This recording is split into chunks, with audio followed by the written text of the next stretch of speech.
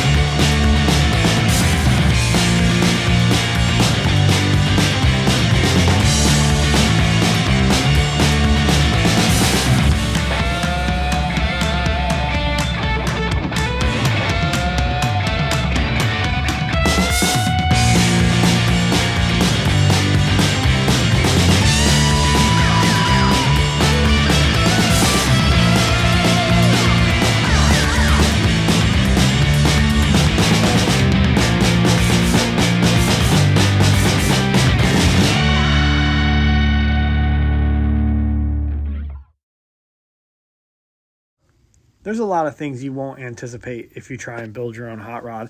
And one of them is absolutely taking the engine in and out of the car, off the mounts. I don't even know how many times. It's just an endless process.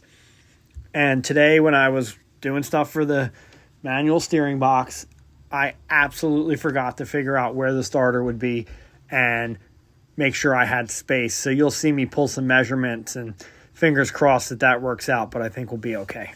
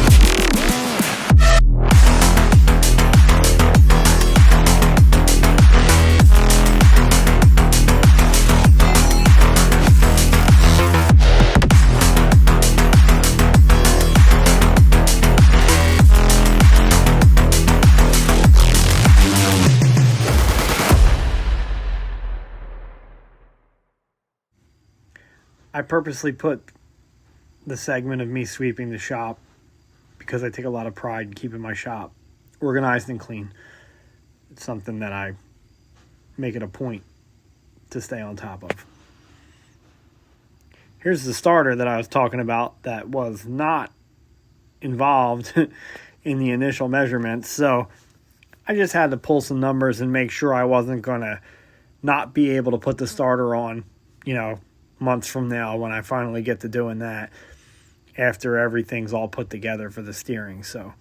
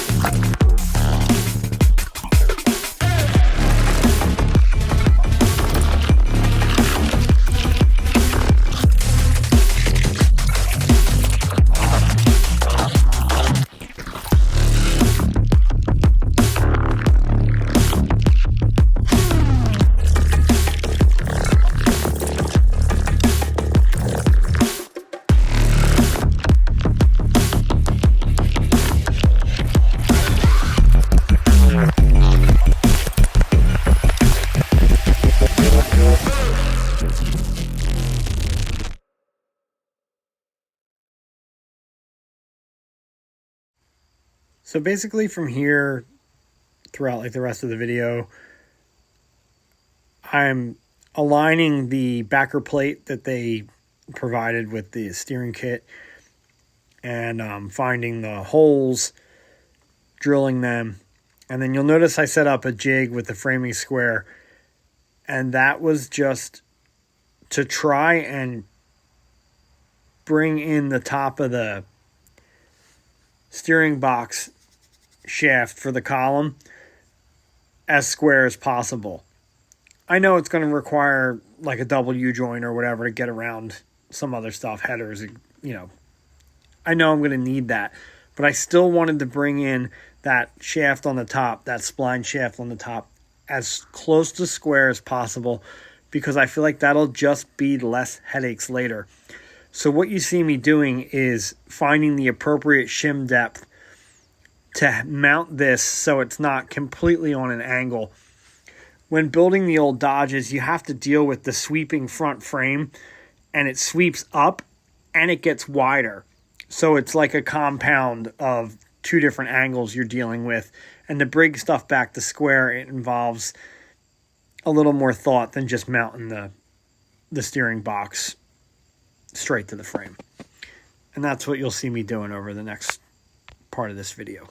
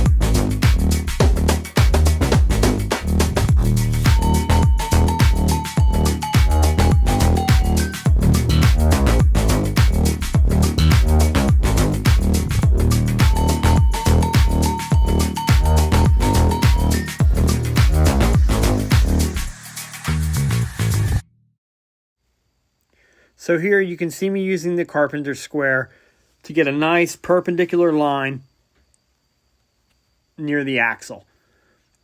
I wanted to make sure that the steering box comes in pretty much as close to 90 degrees as possible and isn't on some wild angle that when we go to mount all the steering parts later ends up not working out. I've never done this before, so I just thought in my mind that the closer to square that I end up in the end, the easier it's going to be later.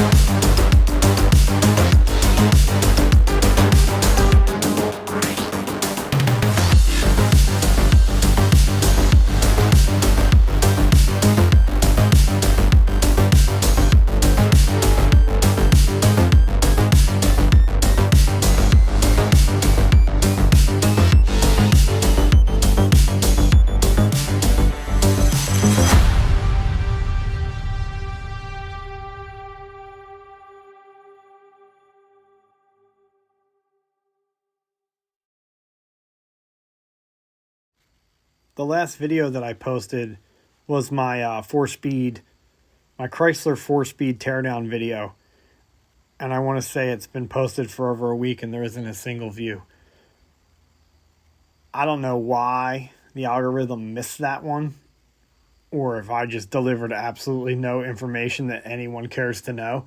I have no idea. But while I was making that video, I thought to myself, wow, this would be so much faster if I didn't have to set the camera and check and see if I'm in the frame all the time. And, you know, when I was doing the teardown, I have to stop and read books and check stuff. And it's frustrating to have to film during that while you're trying to like learn something at the same time. And then I went ahead and did all that. It took forever to edit that video because I ended up removing a lot of footage that I just figured I didn't really need. And I wanted to keep it about an hour long instead of being like an hour and 45 minutes, which was just way too much. And then I do all that and it doesn't get a single view. I don't know. It's just one of those things. one of those things you got to deal with when you're making content while you're building the car. It would be literally so much easier to just build this thing and not put anything out there.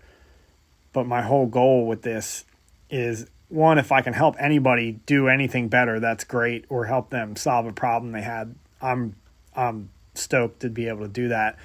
The other thing, though, is I actually filmed this channel to keep myself accountable for this build and the other builds that I have. I'm one of those people that lets a project fall to the wayside and I just go concentrate on something else. And that doesn't work. You can never finish anything if you do that. You know, you can't play juggling projects and hope they all get finished one day, years from now. You got to push, and you got to push and push and push and get one thing done. And that's what this channel's really for. It's to keep me in check and keep me focused and motivated, because if I stop creating content, that means I stop working on the vehicles that I have. So, yeah, just wanted to throw that out there so people understand what the point of this entire channel is. And here you can see me measuring shims and figuring out what depth I needed. And I'm just stacking some washers, taping them, and checking with the level to see if the plate ends up being plumb and close to square. I had already taken some numbers when I had the framing square in place, and that gave me a roundabout. And then I'm just double checking those numbers once I have the plate up, and it ended up working out pretty good.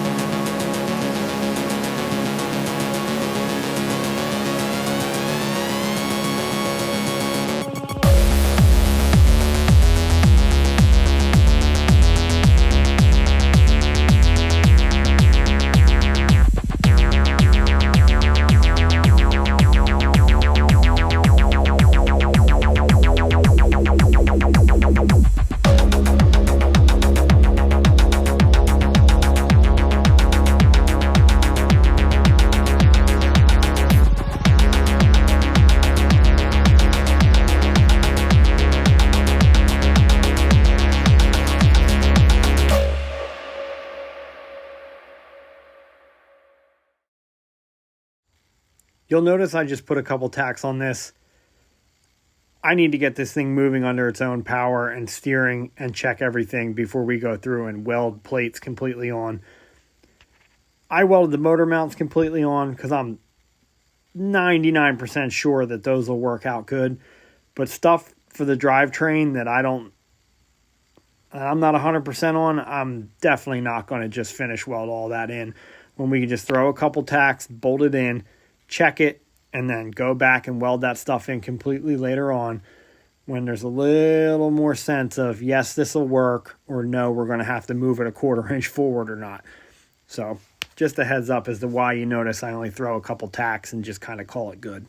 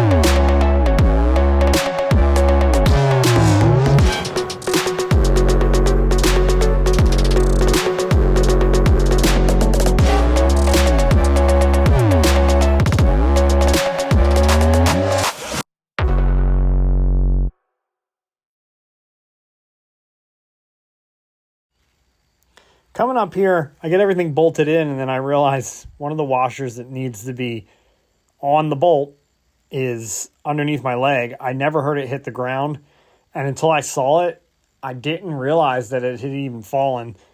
So that was fun. Taking these bolts out is weird. You got to kind of snug them all up, like in, not really in sequence, but kind of a little each, and then jump to another one, then a little each, and then jump to another one, and do a little at a time on each bolt. You can't just totally set one bolt as tight as you want and then go back and get the other one. There's like a lot of slop in the alignment until they all start to press against the back of the housing. So yeah, that was good. I had to end up loosening everything, put the one washer on, put it all back, and then snug everything down again, but it ends up working out.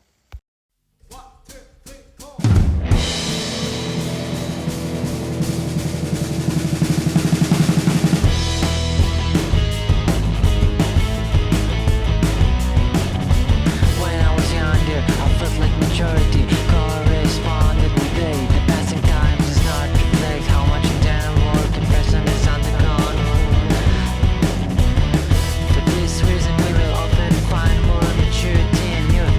Many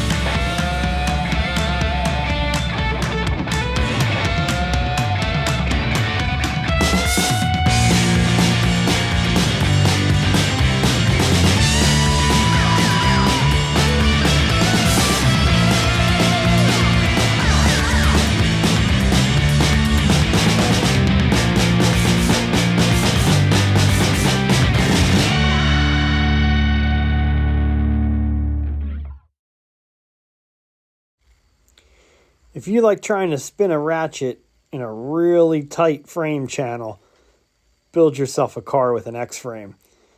Yeah, I finally realized I could spin the ratchet underneath, hanging out the bottom, but going inside the channel of the frame was, I don't know, it was like an eighth of a turn at a time. And you know, if you've spun a few ratchets, how much of a pain that is. But yeah, eventually get everything together. It did take a little longer than I expected, but what doesn't?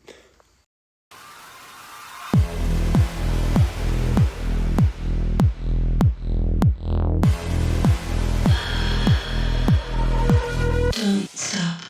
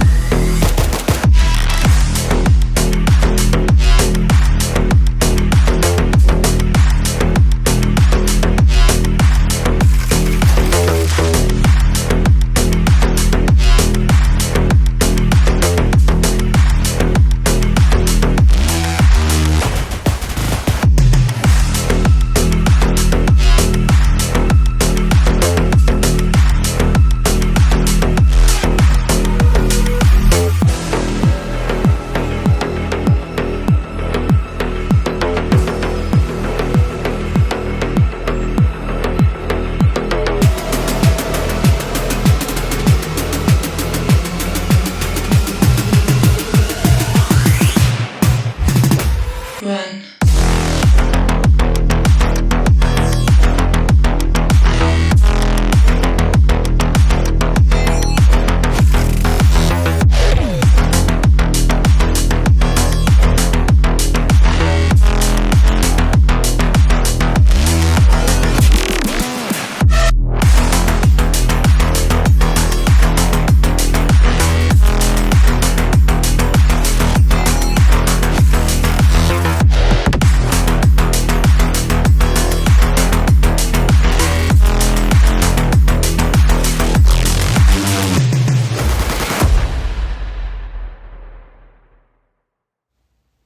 So now that I got that all bolted on, I'm going to check the center of the eye of my pitman arm and the center of the diameter of my tie rod.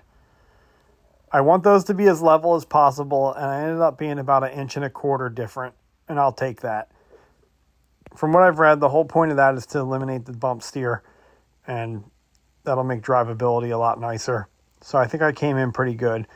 Dealing with that frame and all the obstacles, I'd say 1 inch is pretty good. So there you have it. There's the washers I had to put on to pack that out. And I also used their like 1/4 inch steel tube style washers. You'll see them, they're kind of silver. Those come with the kit. And I use them because you have to back the steering box away from the plate. Otherwise, it doesn't fit because there's like a belly for the gears in the steering box. If you ever get one and look at it, you'll notice what I'm talking about right off the bat. So there you have it. That's the steering box mounted. Thanks for watching. Like I said earlier, like, share, subscribe. That keeps the channel alive. See you next time.